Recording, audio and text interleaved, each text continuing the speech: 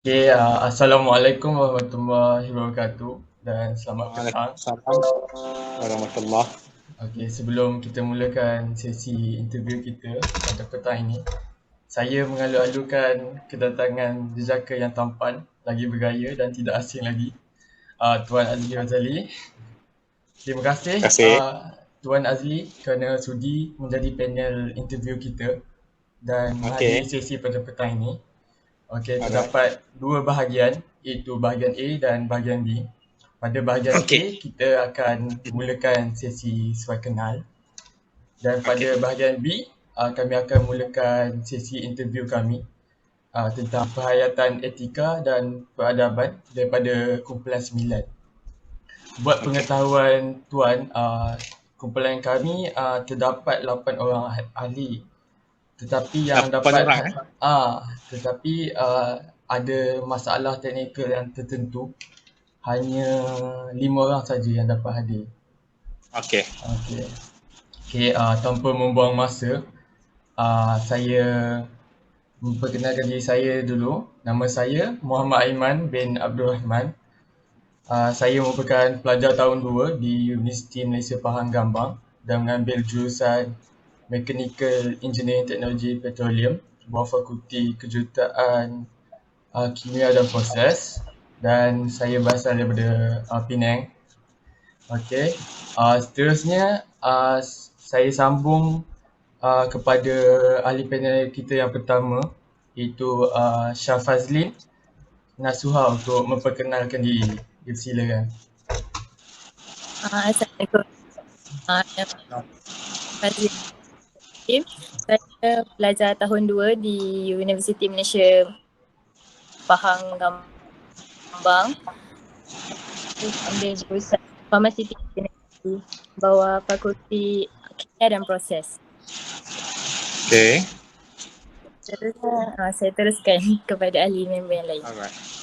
Assalamualaikum and selamat petang. Nama saya Ros Amira Fatin Jeffrin, pelajar tahun 2 di UMP Gambang dan saya mengambil jurusan Mechanical and Petroleum di bawah Fakulti KKP dan saya berasal dari Sabah. Saya akan bagi kepada saya yang lain. Assalamualaikum, nama saya Aini Lia, Salam. pelajar tahun 2 di UMP Gambang. Saya mengambil jurusan petroleum di bawah Fakulti Kimia dan Proses. Saya berasal dari Selangor. Okay, Assalamualaikum. Nama saya Zulkarnain bin Mat Yassin. Saya pelajar tahun 2 di UMP. Saya ambil jurusan Mechanical Engineering Petroleum. Saya dari Melaka. Okey. Undi tak ada tu, Zul? Nama tak Undi terdaftar tak ada. lagi. Nama tak terdaftar lagi. Kenapa tak ada? Tak boleh daftar lagi Ya. Alright. Okey, untuk sesi bahagian A ni, kita akan mulakan dengan sesi suai kenal. So, boleh tak saya nak minta Encik Azli untuk memperkenalkan diri? Untuk Okey, ceritakan nama okey. Saya kenal diri Alright. Okey, saya perkenalkan diri saya sebagai Muhammad Azli bin Razali.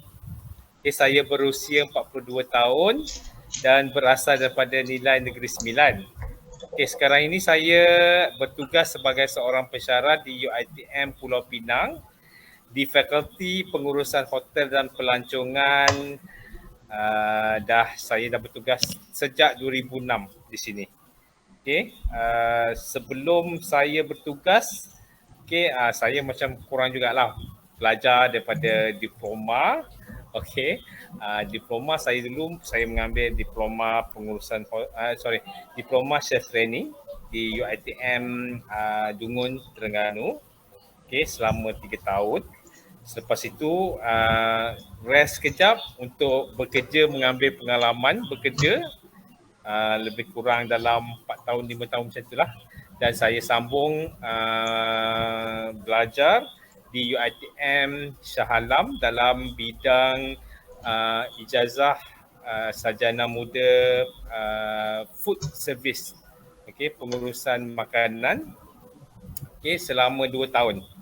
Okay, selepas itu pun break, saya bekerja dalam 2 tahun macam tu, saya mendapat peluang beasiswa pengajar muda ketika itu. Okay, pada tahun 2008 macam tu, okay, saya mendapat beasiswa tu untuk melanjutkan pelajaran ke bidang Master Food Science lah di UKM Bangi. Okay, selepas itu, bila itu kita kontrak, kita kerja dengan UiTM sebagai pengajar lah sampailah ke hari ini. Itulah sejarah kerjaya dan pendidikan saya lah sebelum menjadi seorang pendidik. Okay. Tuan, boleh saya tanya sikit? Okay. Saya ada jumpa lah nama Tuan jadi chef selebriti kat M-Star. Boleh Tuan ceritakan sikit? Macam mana? Benda tu tak adalah orang kata kejaya saya yang paling penting sekarang ni sebagai seorang pendidik. Okey, peluang untuk muncul sebagai seorang pendidik ni yang saya suka adalah saya boleh buat kejaya separuh masa, sebab banyak masa kita selain daripada mengajar tu, macam weekend, macam semester break, kita boleh buat benda-benda yang kita suka berkaitan dengan kerjaya kita. Macam saya mengajar masak kan. So kebetulan pada tahun 2008 tu ada satu pertandingan memasak, okey, yang dianjurkan oleh Maggi lah. Maggi, nama rancangan tu Maggi Mencari Bintang. Okey, dia macam pertandingan masak macam sekarang ni lah, macam pertandingan masak reality show ni kan. Yang tu pada tu saya rasa the first reality show yang dianjurkan oleh Maggi pada ketika tu. Lepas tu baru macam MasterChef muncul. Yang itu adalah yang pertama sekali yang saya involve lah. Secara kebetulan orang kata shooting tu dan orang kata audition tu dilakukan pada musim cuti semester. Orang kata opportunity lah, orang kata rezeki pada masa tu. Saya pun try lah kan. Orang kata try untuk audition tu, diterima pula audition tu untuk memasuki 30 finalis Maggi Mencari Bintang tu yang dilangsungkan di KL. Jadinya itulah bertitik tolak daripada situlah saya terlibat secara tidak langsung untuk aktiviti-aktiviti orang kata ni aktiviti-aktiviti glamour ni lah orang kata kan. Macam yang tu memang kita shooting. So secara orang kata dah rezeki saya memenangi rancangan Maggi Mencari Bintang tu. Okay, so masa tu masa kita excited lah kan. Dia punya hadiah pun besar juga masa tu. RM30,000, lepas tu barangan dapur RM7,000, 500 dengan voucher 500. So saya menang macam tu. So opportunity yang lain tu datang secara orang kata slowly lah. Saya dapat opportunity tulis buku. Okay, saya dapat opportunity untuk tulis resepi untuk magazine. Dari situlah orang kenal saya secara tidak langsung. Macam tulis buku tu, magazine kenal. Okay, pada masa tu media sosial pun memainkan peranan juga. Bila mana saya pun suka menulis. Dalam tu masa dulu, okay, blog. Masa popular jugalah sampai sekarang. Masa mula-mula yang popular social media ni blog, Facebook. Saya suka menulis, berkongsi, blog. Okay, dekat situlah orang mula start kenal saya punya talent melalui media sosial. Yang itulah startnya. Saya involve dalam benda-benda yang orang kata ni depan tabir ni lah. Depan tabir, belakang tabir, menulis resepi. Saya involve lah sampai sekarang. Okay. Itulah asal usulnya. Baik Tuan, terima kasih di atas perkongsian tu. Tuan, okay, kalau Tuan ada apa-apa nasihat untuk kami sebagai pelajar, ada tak apa-apa nasihat? Okay, I think you all belajar ni yelah, ada orang dia minat, ada orang dia tak minat dengan khusus. Betul. Okay, I think bila you all masuk dalam you punya track ni sekarang ni, I think the first thing kalau you tak minat pun, you have the ilmu tu. Okey, ilmu dalam bidang kerjaya you sendiri. Setiap kerjaya yang ada dekat dunia ni ada dia punya keistimewaan dia dan kelebihannya yang orang boleh belajar dan dikongsikan bersama. Okey, macam you all ambil apa tadi? Semua ya? Kebanyakannya semua engineering lah. Engineering. So, engineering luas, sangat-sangat luas. In fact, dalam food pun ada engineering juga, food engineering. Okay, so nasihat saya sebagai you all yang baru mula untuk berjinak-jinak dengan kerjaya you all ni belajar dalam bidang pembelajaran, kongsikan apa yang you all belajar tu dengan orang luar. Okay, jadikan satu medium sekarang ni sangat-sangat senang dah. Media sosial you all sekarang ni dah sangat-sangat meluas dan boleh dikongsikan dekat seluruh dunia, orang mudah pandang.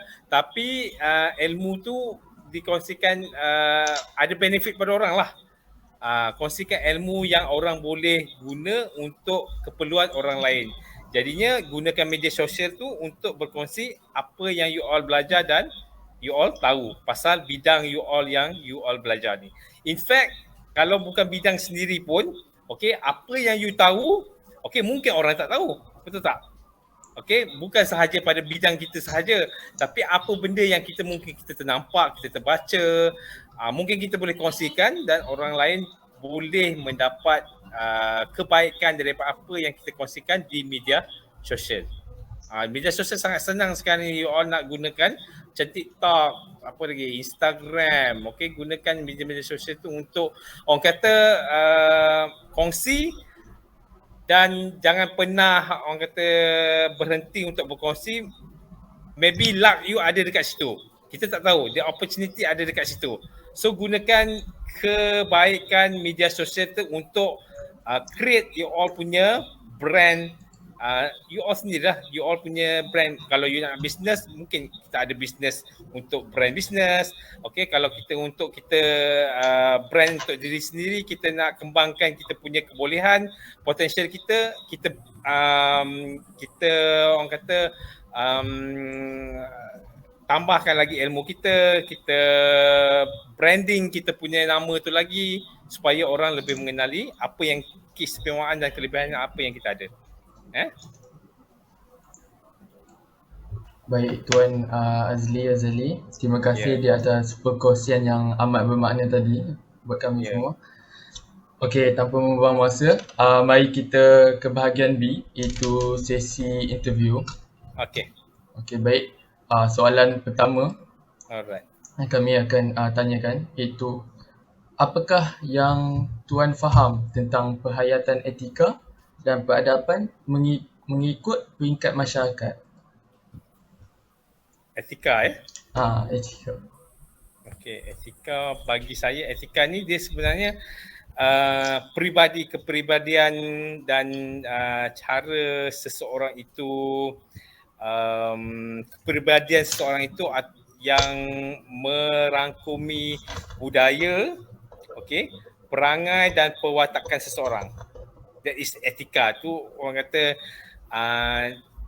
body gesture kita, cara kita bertutur, cara kita berinteraksi dengan orang, macam mana etika kita, sama ada ia positif ataupun negatif. Okey. Itu di antara masyarakat. Okey.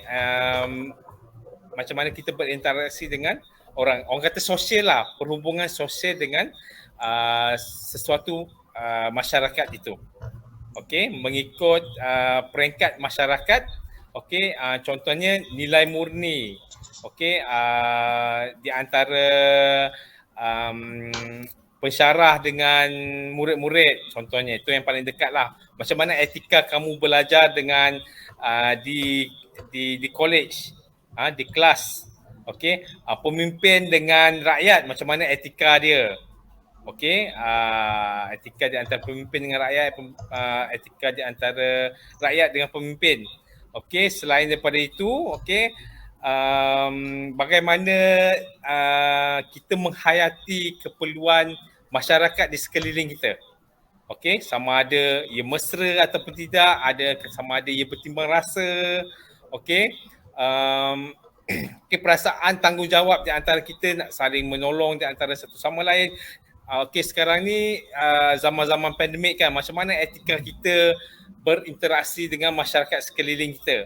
Okey, maknanya kat sini di zaman-zaman pandemik ni bukannya hanya orang yang berkemampuan sahaja, orang kata berkemampuan dari segi wang ringgit untuk membantu orang-orang yang mungkin tak bekerja ke susah.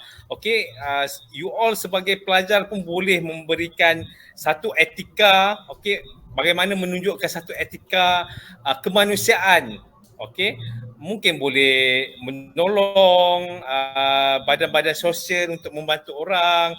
Kalau kita tak berkemampuan untuk mengeluarkan wang ringgit, kita berkemampuan dari segi support, motivasi, tenaga. Okay, macam you all ni muda, masih kuat lagi kan, boleh menolong orang ramai. Di antara itulah antara etika di dalam kemasyarakatan kita lah. Itu bagi pendapat saya lah.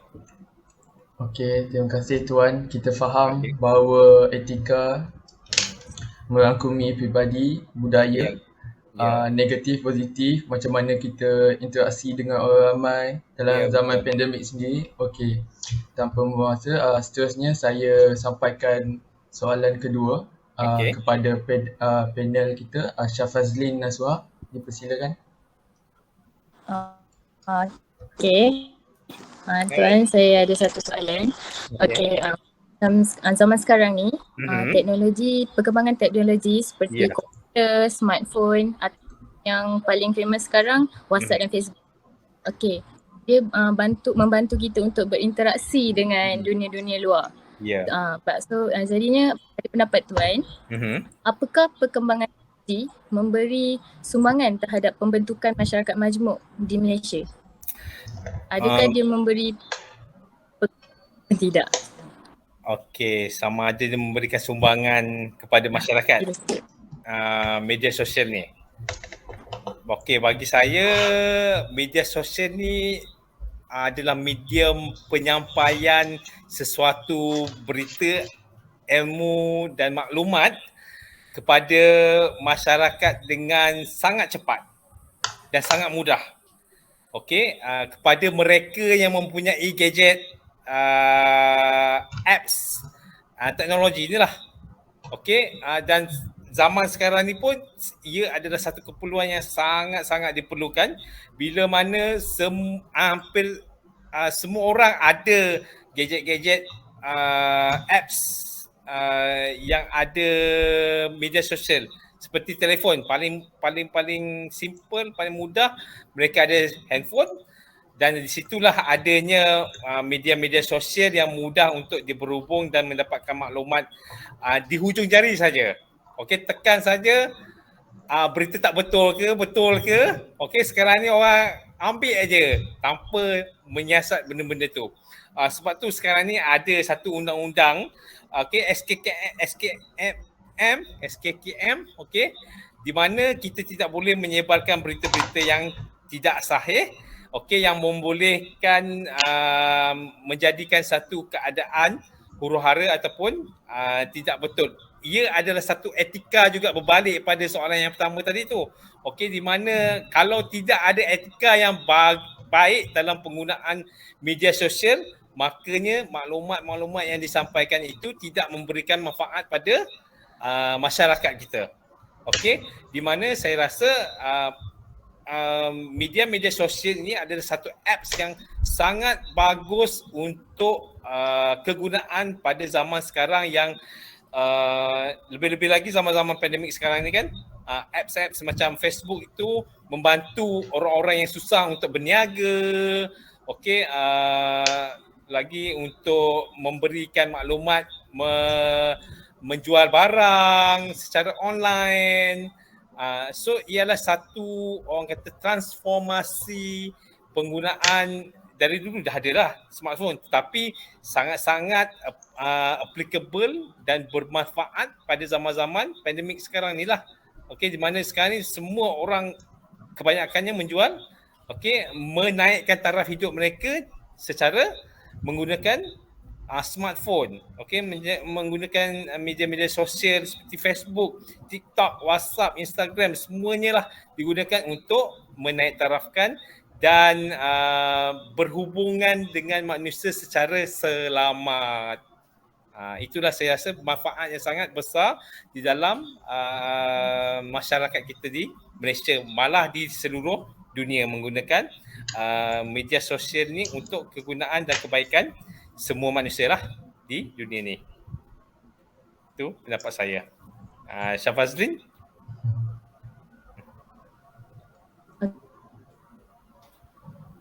Soalan. Okay.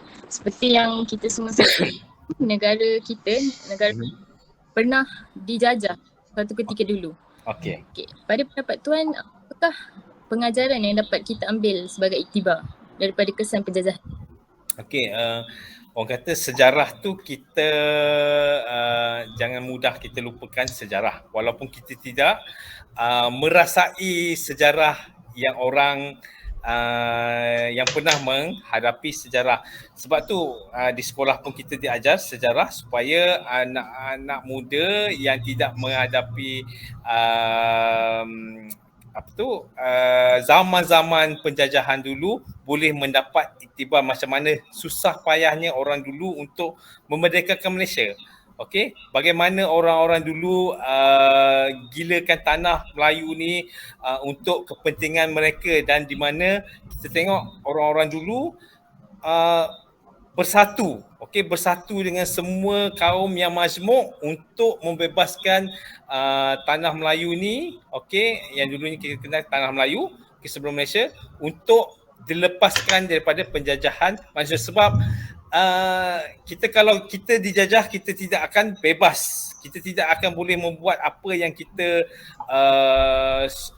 suka untuk membaiki kita punya masyarakat di Malaysia ini. Okey, kita tengok negara kalau sesiapalah, kalau individu pun dijajah, dirasai mereka tu dirinya dijajah. Okey, mereka tidak bebas untuk membuat satu perkara untuk kebaikan mereka sendiri. Jadinya dalam konsep penjajahan ni banyak iktibar yang kita boleh belajar. Jadinya kita jangan mudah lupa pengorbanan orang dulu supaya negara kita ini sentiasa bebas dan makmur, tanpa ada sekatan dari penjajahan orang-orang yang ingin mengambil kesempatan pada negara kita lah. Jadinya kita tak nak pisang berbuah dua kali. Jadinya kita perlu bersatu sekarang ni, kita perlu bersatu, jangan ada perasaan hasad dengki, kita membantu di antara satu sama lain. Mungkin ada orang yang susah, kita bantu. Orang yang tak tahu benda ni, kita bantu. Jangan kita rasa kalau kita bantu ni orang tu akan jadi lebih hebat daripada kita. Sikap macam tu tidak bagus. Yang saya nampak, kalau sikap begitu masih ada lagi dalam masyarakat kita, sampai bila-bila kita tidak akan maju. Jangan ada unsur-unsur hasad dengki pada kita. Konsep ni macam ni, kita selalu dengar kan, orang Melayu ni selalu dengki kan, dengki antara kita. So kita tak nak ada benda-benda yang macam tu di kalangan masyarakat Melayu kita. Sebab satu contoh je lah, kalau kita pergi kedai Cina kalau dia tak boleh nak repair, benda tu, apa dia akan kata dekat kita sebagai pelanggan? Dia promote kedai lain. Dia promote kedai kawan dia kan. Kita nak spirit yang macam tu. Kita nak ada spirit yang macam tu. Kita menolong di antara satu sama lain. Jangan kita panjat tangga, kita tarik kawan kita kat bawah dan jatuh sama-sama. Kita tak nak. Kita perlu ada sifat gembira kalau kawan kita ada di atas. Sebab bila dia ada di atas, kemungkinan besar mungkin dia akan membantu kita balik. Dia akan membantu orang lain yang sekeliling kita. Mungkin dia akan bantu pada masa kita akan masa kita susah nanti. So kita perlukan spirit yang macam tu. Berbalik juga, itu adalah satu etika yang baik. Tuan, terima kasih. atas jawapan dan nasihat yang baik. Okey, sekarang saya akan teruskan kepada Zul untuk tanya soalan seterusnya. Okey. Okey Tuan, saya ada satu soalan dulu. Soalan saya, hasil daripada penjajahan kan menyebabkan Malaysia ni terbentuk daripada rakyat yang pelbagai kaum. Okey. Dan Malaysia pun dia mampu untuk, rakyat dalam Malaysia mampu untuk hidup dalam keadaan yang bersatu padu. Okey. Pada pendapat Tuan, apakah faktor utama yang menjadi pemangkin kepada perpaduan di negara kita ni masih dapat dikekalkan antara kaum? Okey, sikap yang tadi itulah, kita etika saling menghormati itu. Okey, ada di kalangan orang Malaysia kita. Okey, kita yang bagusnya kita orang bumi putera dekat negara kita ni masih lagi menghormati orang-orang asing yang ada di dalam negara kita. Okey, sebab tu negara Malaysia kita ni adalah antara yang dikurniakan oleh Allah satu negara yang selamat dari segi sosialnya, percampurannya, dari segi bentuk muka buminya. Okey, bayangkan dekat Malaysia ni tak ada apa benda apa tu orang kata tak ada earthquake, tak ada gempa bumi, tak ada gunung berapi. Banjir tu adalah kan, tapi tidaklah seteruk negara-negara yang di luar. Itu biasalah, musim-musim hujan mungkin ada banjir, tapi tak adalah satu bencana alam yang hebat. Orang kata puting beliung. Pernah ke korang tengok puting beliung kat depan mata, depan rumah kan? Yang macam kalau Filipina ke Indonesia ke kan, negara-negara sana kan, gempa bumi semua. Jadinya kita bersyukur sebab satunya kita ada masyarakat yang saling menghormati di antara satu sama lain, dan kita ada satu kedudukan Malaysia yang selamat dari segi muka buminya. Okey, di situlah kita, saya rasa kalau di antara masyarakatnya kita menghormati di antara satu sama lain yang dapat mengekalkan masyarakat majmuk di kalangan masyarakat Malaysia, ya. Dan kita menghormati agama, kita menghormati adat resam dia, kita menghormati cara hidup dia, makanan dia, okey, pakaian dia, sosial dia, benda-benda macam tu yang kita menghormati di antara satu sama lain tanpa beza bangsa, warna kulit, semua benda tu lah, ya. So kita dia punya keyword dia, kita saling menghormati di antara semua bangsa dan agama di Malaysia ni. Okey, terima kasih Tuan. So keyword dia lebih kepada untuk menghormati dan saling bertolak ansur antara satu sama lain. Ya, betul. Saya ada lagi satu soalan. Apakah pendapat Tuan mengenai konsep negara dari skop pembinaan dan peradaban masyarakat yang majmuk di Malaysia? Konsep kenegaraan. Okey, bila kita cakapkan konsep negara ni, okey, semua orang di dalam setiap negara itu perlu sayangkan negara dia. Okey, bila kita ada rasa sifat kasih sayang pada negara itu, tanda dia rakyat itu adalah rakyat yang berdaulat. Okey, di situ juga terlihatnya macam mana susur takbir urus sesuatu buah negara itu. Okey, itu adalah dari segi kenegaraan, bagaimana segi politiknya, hubungan politik dalaman, hubungan politik di antara bangsa. Okey, setiap negerinya, okey, kedudukan geografinya, itu adalah konsep kenegaraan di dalam sesebuah negara, baik dari segi seluruh platform yang ada dalam Malaysia ini. Elemen yang penting bagi negara adalah penduduk, rakyat dan pemimpinnya. Okey, bagaimana kalau negara itu akan jadi aman sekiranya kerajaan itu memainkan peranan yang dapat memenuhi kehendak rakyatnya dengan baik.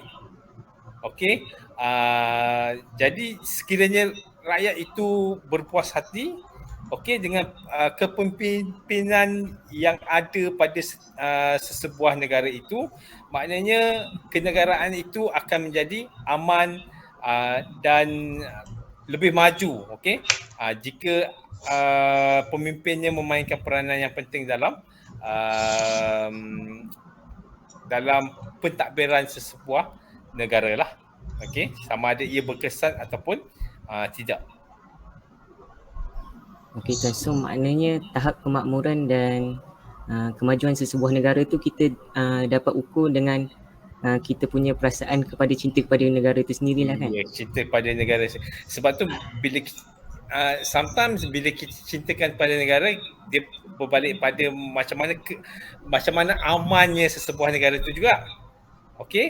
Kalau negara itu banyak korupsi, rakyat mereka pun tidak cintakan pada negara sendiri. Sebab itu di antara pemimpin dan kemasyarakatan itu perlu ada rasa cintalah di antara satu sama lain, dan menghormati di antara satu sama lain supaya rakyatnya cinta pada negara mereka. Okey, terima kasih Tuan. So soalan seterusnya saya serahkan kepada Aiman. Okey, terima kasih Zul. Dia terus macam soalan yang ni, apakah yang Tuan faham tentang definisi konsep perlembagaan dan apakah cabaran dalam jadikan perlembagaan ni sebagai asas kepada pembinaan negara Malaysia ni? Perlembagaan ni kalau very simple word, dia adalah satu orang kata yang telah disusun atur supaya segala-galanya dapat refer pada sesuatu jika ada sesuatu benda yang kita nak rujuk lah. Itu the very simple word on perlembagaan. Ia adalah satu simbol kemerdekaan dan kedaulatan negara. Jadinya perlembagaan itu bila kita refer, ia merangkumi pada institusi pentadbiran negara itu, iaitu yang merangkumi perundangan, badan eksekutif dan kehakiman. Bila kita cakap sektor-sektor macam ni, ialah satu benda yang kita refer untuk keamanan sesebuah negara. Sebab tu kita panggil dia sebagai satu perlembagaan.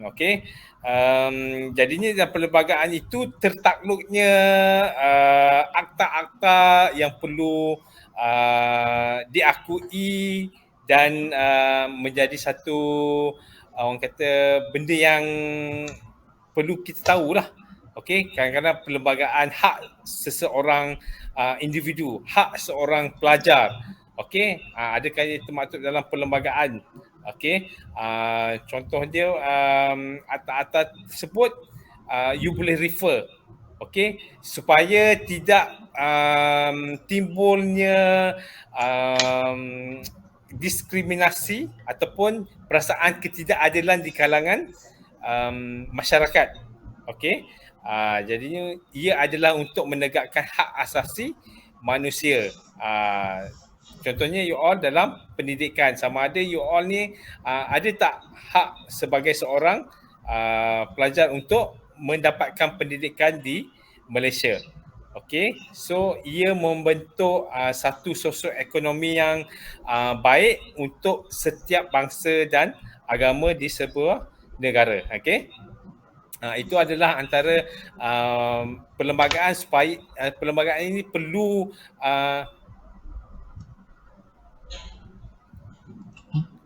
hello? Tadi dengar. Supaya di peringkat sekarang dan di peringkat masa depan, ia adalah dapat digunakan dalam bentuk pelbagai cabaran lah dalam hidup di peringkat sekarang dan peringkat-peringkat yang akan datang.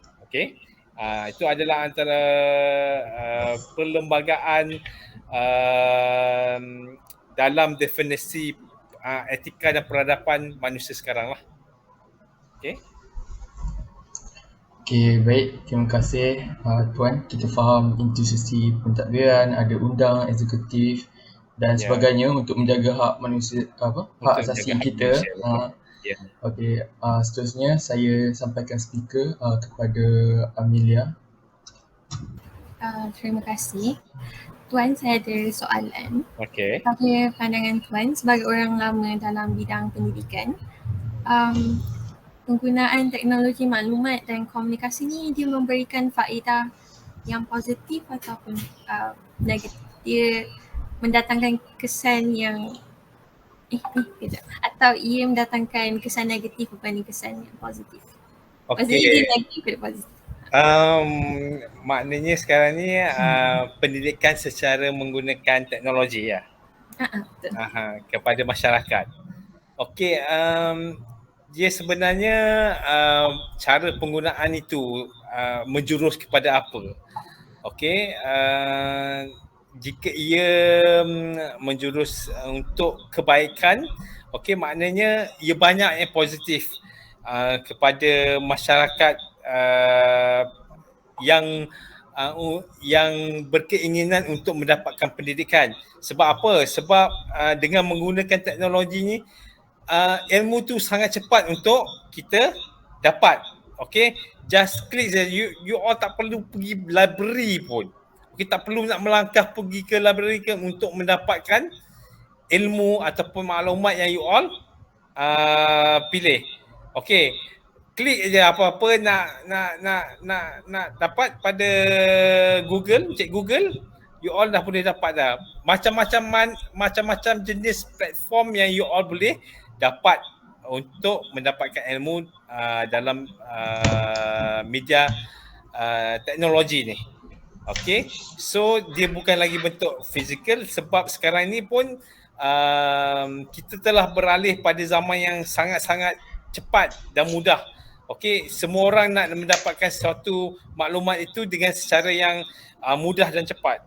Jadinya penggunaan maklumat secara digital ni memberikan satu impak yang sangat-sangat bagus, sangat baik sekiranya ia digunakan untuk sesuatu kebaikan. Itulah dia kesan dia. Jadinya dia ada juga impak yang negatif juga sekiranya menggunakan sesuatu benda itu untuk menyebarkan sesuatu pendidikan yang tidak bermanfaat pada masyarakat. Ia berbalik kepada kita punya nawa itulah dalam penggunaan media teknologi ni. Okey, jadinya sebenarnya ia berbalik pada nawa itu seorang itu macam mana. Tapi bagi saya ia sangat bagus dan perlu dikekalkan dan penggunaannya perlu dilakukan secara meluas. Okey, sebab banyak impak-impak yang positif yang boleh kita dapat dengan penggunaan media teknologi ni. Ya, Farisha? Terima kasih Tuan, saya dah dapat. Saya teruskan dengan Ros Amira. Okey, terima kasih Amelia. Soalan yang seterusnya, kita tahu tentang cabaran dalam masyarakat cabaran dalam menghadapi dan etika peradaban di Malaysia secara general dan umum. Tetapi mungkin ada segelintir masyarakat yang masih atau maybe kurang tahu tentang perkara ini. Oleh itu, Tuan, boleh terangkan secara terperinci apa itu cabaran dalam melestarikan etika dan peradaban di Malaysia? Apakah cabaran dia? Cabaran. Okey, kelestarian ni sebenarnya satu yang bombastik. Faham bombastik tu apa? Kan kita pun baru mendengar perkataan lestari ni lately lah. Dulu-dulu kita tak guna pun lestari ni. Okey, apa itu lestari sebenarnya? Lestari itu adalah mengekalkan satu-satu benda. Okey, sustainability, pengekalan sesuatu benda. Jadinya bagaimana kita hendak mengekalkan orang kata etika dan peradaban masyarakat kita di Malaysia ni. Okey, zaman-zaman sekarang ni bagi saya orang kata influence benda-benda yang tidak bagus secara digital itu sangat mudah kepada anak-anak muda especially. Okay, sebab you all membesar dengan zaman-zaman teknologi. Okay, benda-benda yang itu you all dapat secara semula jadinya. Okay, you all membesar mendapat benda tu, jadinya perlu ada satu guideline di mana orang yang paling hampir dengan you all perlu sentiasa orang kata ambil berat apa yang you all ingin tahu, apa yang you all belajar, apa yang you all belajar melalui penggunaan media sosial. Jangan pandang enteng untuk membiarkan terus masyarakat-masyarakat yang muda supaya tidak lalai dan menggunakan teknologi ini ke arah orang kata benda-benda yang negatif. Jadinya perlu ada satu guideline, orang kata guidance lah. Okay, guidance ialah orang-orang yang hampir dengan you all yang lebih pemikirannya lebih dewasa ataupun lebih matang, yang dapat membantu you all untuk tidak menerima benda-benda buruk secara mudah. Okay, kita perlu tapis benda-benda yang buruk secara digital itu, secara teknologi itu, yang ini tidak baik. Okay, kita ambil benda-benda yang lebih baik melalui benda ni. Memang benda ni sangat mudah untuk menerima di antara benda-benda negatif dan benda-benda positif. Benda positif pun mudah masuk, benda-benda negatif pun mudah masuk. Okay, sebab dia tidak ada border. Bila kita cakap benda-benda internet ni, okay, dia tidak ada border yang boleh menahan jati diri yang teguh untuk kata say no pada benda-benda yang negatif. Okey, jadinya perlu ada satu orang kata kesedaran daripada guidance ataupun dari segi pendidikan, okey, ibu bapa, cikgu, orang-orang yang masyarakat di sekeliling, supaya adanya penerimaan benda-benda yang positif lebih, okey, lebih hebat daripada benda-benda yang negatif melalui teknologi ini ataupun media teknologi. Yang itulah, Mira. Okay, thank you. Itulah cabaran dia untuk orang kata mematangkan anak-anak muda untuk tidak menerima benda-benda yang negatif. Sebab benda-benda negatif ni kalau diterima mudah, ia akan merosakkan kita punya etika dan peradaban kita. Lebih-lebih lagi di Malaysia ni adalah masyarakat-masyarakat timur kan, yang lebih sopan gitu kan. Benda-benda macam tu kita perlu fikir dua kali sebelum kita menerima benda-benda yang negatif tu dan benda-benda negatif ni mudah untuk kita adapt, okey, berbanding dengan benda-benda yang positif. Jadinya jati diri itu perlu kuat, okey, di kalangan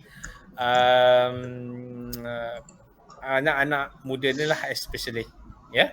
Itu adalah cabaran yang sekarang yang dihadapi. Okey, bukan sahaja masyarakat di timur ni saja, masyarakat di barat dia memang itu adalah satu kebudayaan mereka, tapi di negara-negara kita ini kita perlu mengekalkan budaya dan peradaban timur yang lebih-lebih lagi kita yang beragama Islam kan, kita perlu lebih ada peradaban yang orang kata sopan dan menjaga agama kita lah. Alright.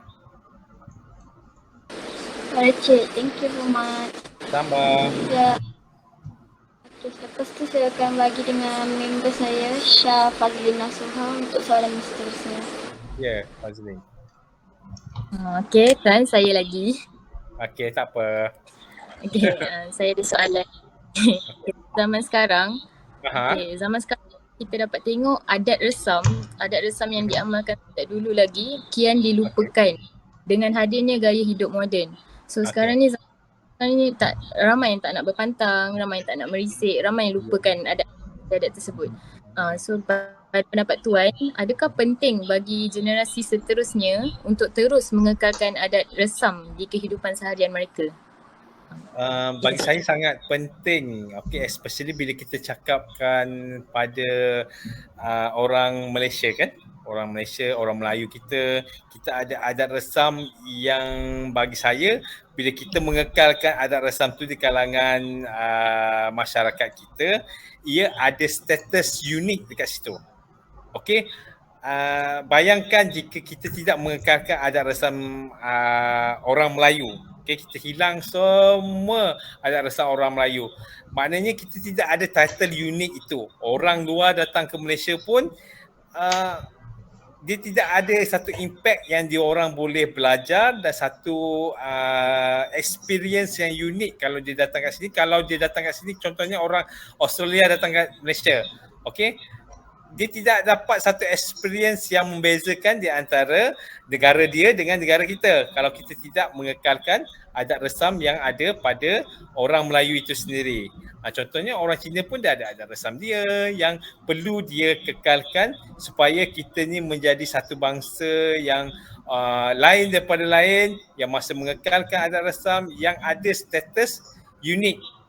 Bila kita experience satu benda-benda yang unik, itu adalah satu experience yang sangat mahal. Okay, compare dengan kalau macam kita lah. Okay, kita mau mengekalkan dan menaikkan taraf budaya kita pada orang luar, pada masyarakat dunia. Jadi bagi saya dalam kehidupan kita ni, kita perlulah kekal kita punya budaya kita ni. Lagi satu, ia bukan sahaja satu status unik. Jadi dalam kita punya budaya pun ada juga nilai-nilai baik. Okey, benda-benda yang baik. Contohnya macam awak cakap tadi berpantang kan. Kenapa kita kena berpantang? Sebabnya ia untuk menjagakan kita punya badan supaya ia lebih tahan lama. Okey, pada usia tua nanti tak adalah kita cepat rasa letih macam tu. Yang baiknya bila kita menjaga adat resam yang kita tuntut daripada zaman-zaman dulu. Okey. Selagi adat resam kita tu tidak bercanggah dengan agama, selagi itulah kita perlu kekalkan. Sebabnya budaya dan agama ni tidak perlu orang kata janganlah bercanggah, orang kata kan. Okey, selagi ia menjaga batas-batas agama, kita perlu kekal kita punya adat resam. Okey. Okey Tuan, terima kasih. Dari situ kita tahu yang setiap adat resam yang diamalkan dari dulu ada sebab-sebab tertentu. Betul tak Tuan? Sebab-sebab. Tapi kita jangan tolaklah benda-benda yang moden tu, sebab moden tu ada juga kebaikan pada kita. Okey, kita jangan tolak benda-benda yang moden, tetapi dalam masa yang sama kita kekal, jangan buangkan adat resam kita. Ambil yang jernih, buang yang keruh. Ya, betul. Terima kasih Tuan. Seterusnya saya akan kepada kawan saya, Amelia. Okey, Amelia. Soalan terakhir daripada saya Tuan. Seperti yang sedia maklum, salah satu peranan penting bagi memastikan kelangsungan melalui etika dan peradaban adalah melalui ekosistem dan persekitaran. Sebagai seorang pendidik, bagi Tuan,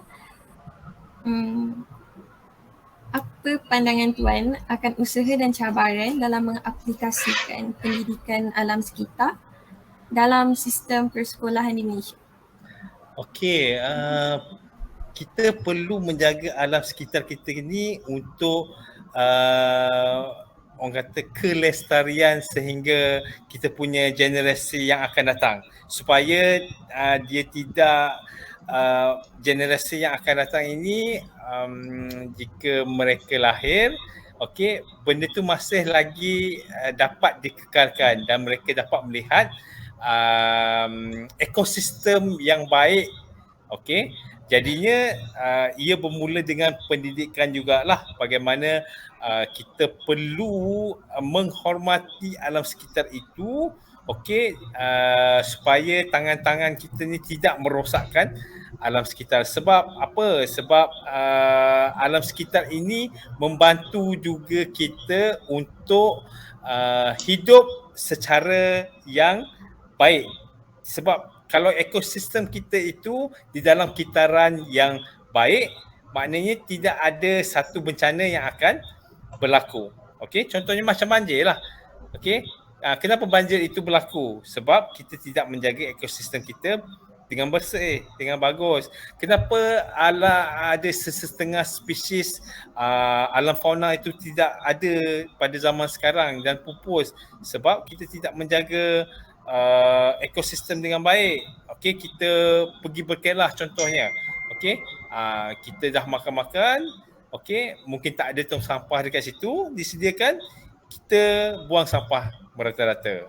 Okey, why not kita ada kesedaran civic, okey, untuk tidak membuang sampah di merata-rata tempat. Okey, just pack, bawa balik sampah itu di rumah, buang di rumah saja. Kesedaran yang macam itu yang kita perlu orang kata ada sifat kesedaran lah pada masyarakat kita supaya ada ekosistem, supaya kita lebih menjadi seorang yang lebih prihatin dan menghormati ekosistem sekeliling kita ni. Okey, sekiranya kita menghormati alam, alam itu akan memberikan satu perkhidmatan, okey, satu servis kepada kita. Okey, dia akan memberikan oksigen yang bagus, okey, tidak ada banjir, tidak ada panas, semua ekosistem kita cantik, okey. Dan yang paling penting, kita dapat menikmati ekosistem itu baik selama-lamanya, dan generasi yang akan datang juga dapat menikmati apa yang kita nikmati. Okey? Terima kasih Tuan. Ya, sama Amelia.